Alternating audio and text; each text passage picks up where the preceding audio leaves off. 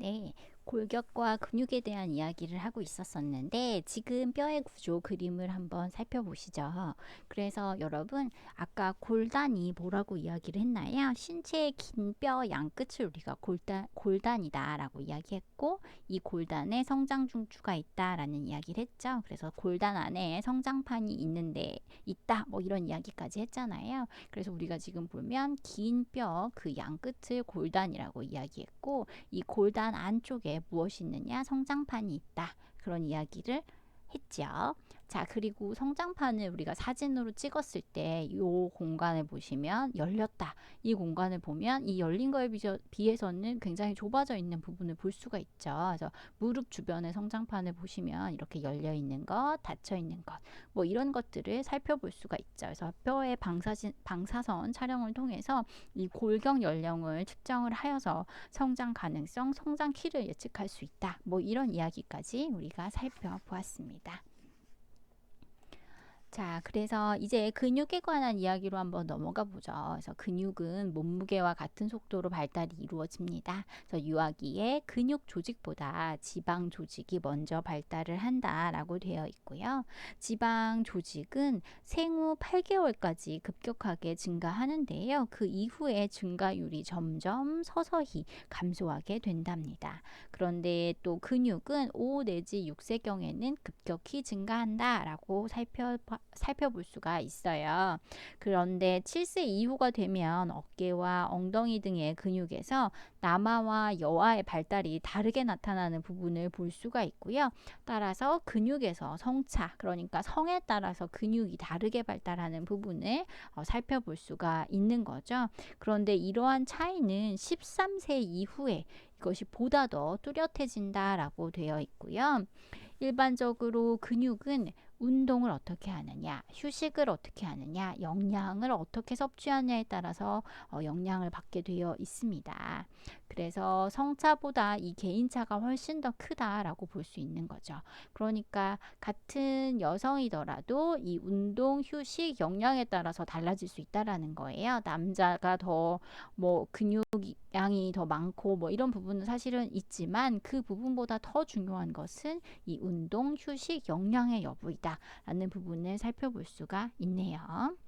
그래서 이게 더 많은 영향을 준다라고 하는 부분까지 살펴볼 수 있고 유아의 근육과 골격의 발달 속도는 차이가 있습니다.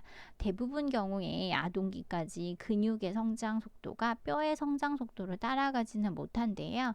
그래서 성장통이 발생한다라고 하는 어떤 가설들이 있다고 합니다.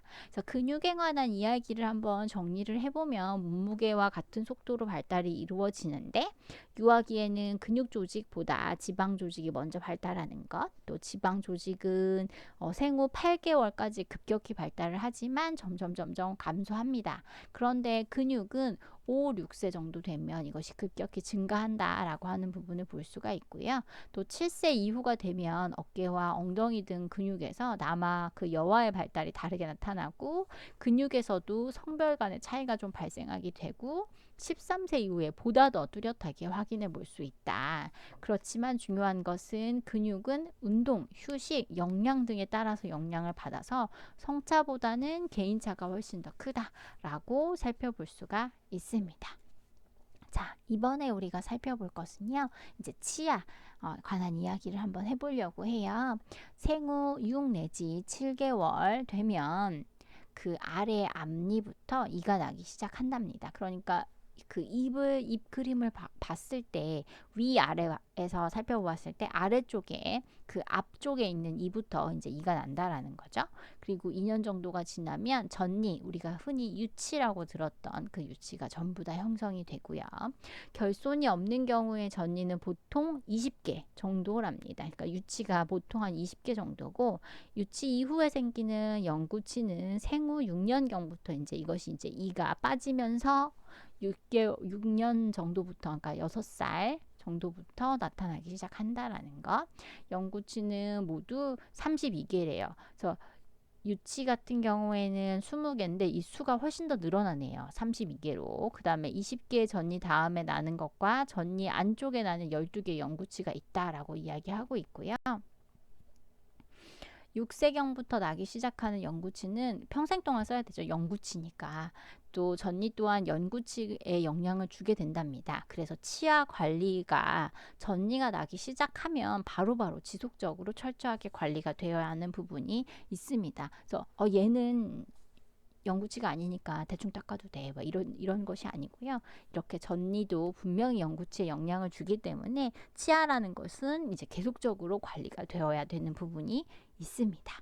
그래서 이렇게 생각을 하시면 될 거고요. 따라서 어떻게 해야 되느냐? 양치질을 잘해야 되겠죠. 그래서 바른 양치법을 아이들에게 지도를 해줘야 되고 식후에 또 자기 전에 양치질하는 습관을 가질 수 있도록 하는 것이 유아기 치아 관리에 있어서 매우 중요하다라고 하는 부분을 살펴볼 수가 있네요.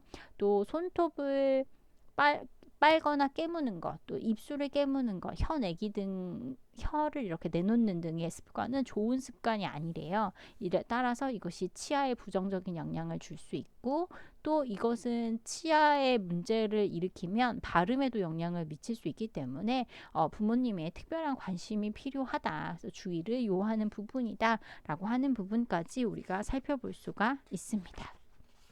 그래서 여러분 치아가 사실은 굉장히 인간의 삶에 있어서 굉장히 중요한 부분 중에 하나라고 해요. 그래서 이빨이 아픈 거 굉장히 아프기도 하고 또 치아가 곱고 바르게 난 걸 우리나라 어른들은 오복이라고 이야기하기도 했잖아요. 그래서 이 치아라는 부분이 미용적으로도 그렇고 또 고통이나 어떤 부분들에 있어서도 굉장히 중요한 부분 중에 하나인 거예요. 따라서 잘 관리가 되어야 되는 부분이고 이것은 올바른 습관 그리고 또 아이들이 자라면서 보이는 나쁜 습관에 의해서 나쁜 영향을 받을 수 있으니 손 빨기, 손톱 깨물기, 입술 깨물기 등의 좋지 않은 습관을 이제 잘 관리하는 것도 부모의 특별한 어떤 해야 할 과제 중에 하나인 거죠.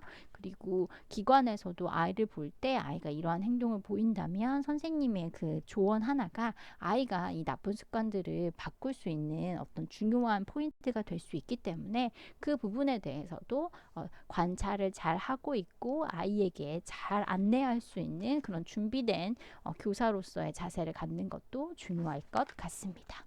자, 이제 우리가 신체 발달에 대해서 쭉 살펴본 걸 한번 정리를 한번 해볼게요. 신체 성장에 대해서. 그래서 첫 번째 신장과 체중에 관한 이야기를 했던 것 기억나실 거예요. 그래서 했던 이야기들 중에 좀 중요한 게 무엇이 있나라고 하는 부분을 한번 복기를 해보면 신체 성장 속도가 영아기에 비해서는 좀 떨어진다라고 하는 부분 우리가 살펴보았죠. 그래서 5세 때는 키가 어느 정도 성인 키의 몇 퍼센트 정도 또 몸무게가 태어났을 때보다 얼마만큼 자랐다라고 하는 부분들에 대한 이야기를 좀 정리를 했어요. 그죠?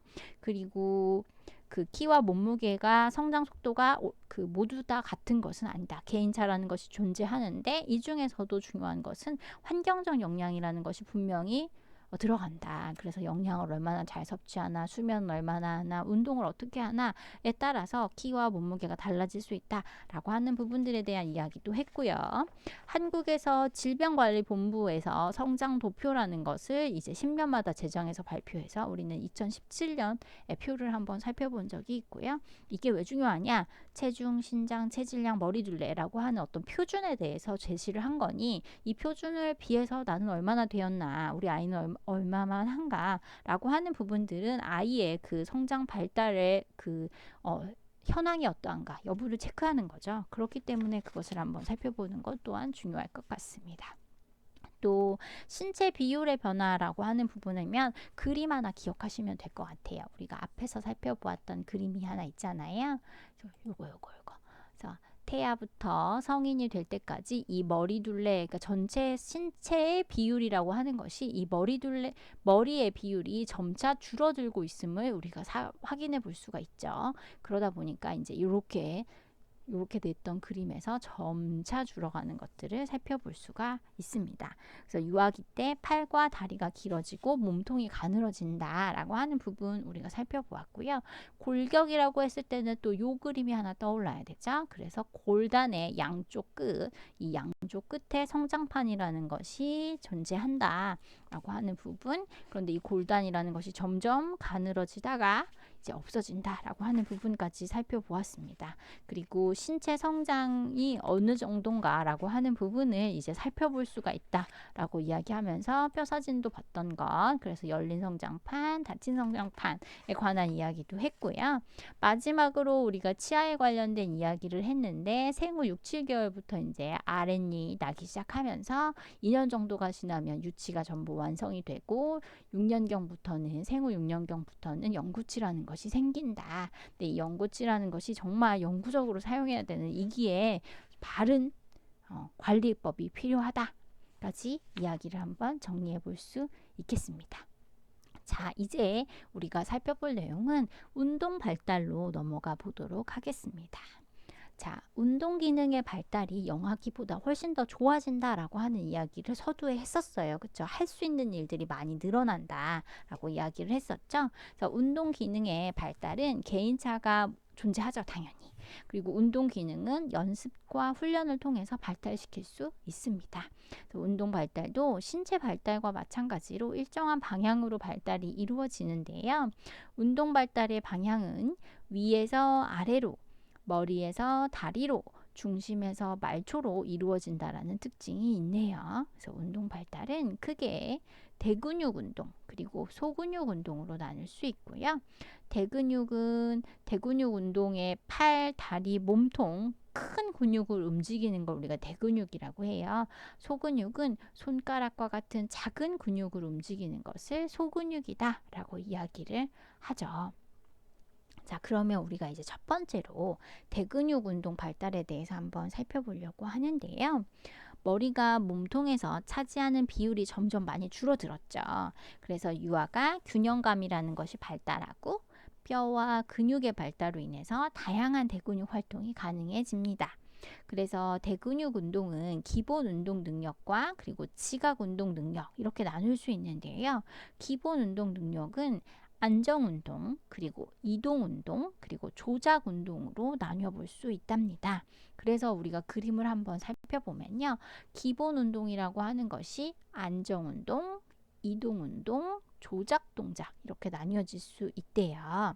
그래서 안정 운동은 구부리기, 뻗기, 꼬기, 들리기 뭐 이런 걸로 구성이 되고요. 이동 운동은 움직이는 거네요. 그래서 걷기, 달리기, 높이뛰기, 멀리뛰기라고 하는 것, 조작 운동 또는 조작 동작이라고 하는 것은 던지기, 차기, 때리기, 굴리기 등의 어떤 것들을 실제로 무언가를 실제적으로 하는 거네요. 그런 부분을 조작 동작이라고 이야기를 합니다. 자, 그러면 일단 안정 동작 또는 안정 운동이라고 하는 부분부터 우리가 한번 살펴보도록 해볼게요. 그래서 안정 동작이라고 하면 이동하지 않고 한 자리에서 수평 또는 수직으로 움직이는 운동을 우리가 안정 동작, 안정 운동이다라고 이야기하는데요. 안정 운동에는 구부리기, 뻗기, 꼬기, 돌리기, 흔들기, 앉기, 서기, 멈추기, 피하기, 균형 잡기 뭐 이런 것들이 있대요. 그래서 한 발로 서기는 5세경에 급속한 발달이 이루어지는데 남아에 비해 여아의 운동 능력이 더 우수한 경향이 있대요. 한 발로 서는 건. 또 양팔로 매달리기는 영아기에 여아의 발달이 훨씬 더 우수한 경향이 있었는데 4세 이후에는 성차가 현저히 나타나면서 남아가 훨씬 더 우수한 경향을 보인다라고 하는 연구 결과가 있답니다. 즉 안전 동작이다. 그것이 무엇이냐라고 했을 때 이동하지 않고 한 자리에서 수평 또는 수직으로 움직이는 것을 안전 동작이다 라고 정리해 볼 수가 있겠습니다. 자, 안정은 이동하지 않는 거였어요. 그쵸? 그래서 이제 이동, 제목에도 이동이 있으니까 몸을 다른 곳으로 수평적 또는 수직적으로 위치 변화를 주는 운동을 이동 운동이다 라고 이야기했죠. 그래서 이동하지 않고 한 자리에서 수평 또는 수직으로 움직이는 것을 안정, 몸의 위치 변화가 생겨서 그것을 수평적, 수직적으로 변화시키는 것을 이동 운동이다 라고 이야기를 했죠. 그래서 이 동작에는 걷기, 달리기, 두 발 모아 뛰기, 수평적, 수직적 뛰는 거죠. 두 발 모아 뛰기는 뭐 한 발 뛰기, 또 말뛰기, 뭐 미끄러지기, 번갈아 뛰기, 뭐 이렇게 하는 거. 그래서 걷기 경우에는 돌 무렵에 이것이 시작이 되잖아요. 그래서 달리기, 두 발 모아 뛰기 등 다양한 이동 동작들이라는 것이 발달이 됩니다. 그래서 유아기 이동 동작 발달은 여러분 교과서에 보시면 우리가 197페이지에 보면 이것을 잘 볼 수가 있어요. 그래서 뭐 걷기 같은 경우에는 팔을 앞뒤로 흔들며 걷는 것. 그래서 3, 4세 같은 경우에는 이것이 팔을 앞뒤로 흔들면서 걷는 것이 가능하죠. 그리고 달리기는 출발과 정지를 잘하는 것. 그다음에 뛰기는 두 발로 높이 뛰어오르는 것. 그리고 오르기는 계단을 오를 때 한 발로 차례차례 오른다. 뭐 이렇게 그 연령별로 유아기의 이동 동작을 나뉘어져 있는 부분을 살펴볼 수가 있습니다.